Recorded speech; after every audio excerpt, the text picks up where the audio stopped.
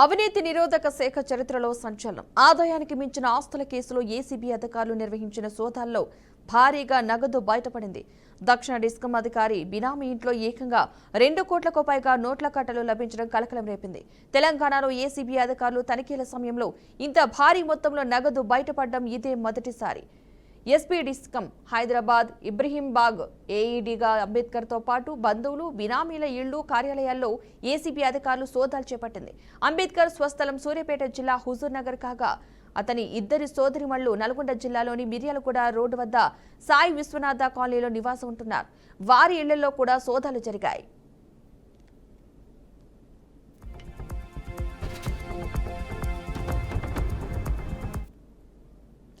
అతడి అక్రమార్జనపై అందిన ఫిర్యాదు ఆధారంగా ఏసీబీ గత కొన్ని రోజులుగా ఆరా తీసింది.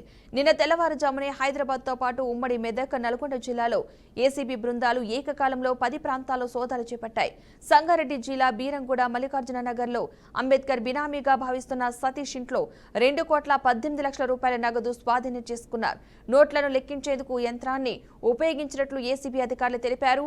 సోదాల సమయంలో మాదాపూర్ ఖానామెట్లోని మాగ్నస్ ల్యాక్ వ్యూ అపార్ట్మెంట్లో 307 ఫ్లాట్లో ఉన్న అంబేద్కర్ ను అదుపులోకి తీసుకుని నిందితుడిపై కేసు నమోదు చేసి అరెస్ట్ చేసినట్లు అధికారులు ప్రకటించారు. అనంతరం వైద్య పరీక్షల తర్వాత రిమాండ్కు తరలించారని వెల్లడించారు.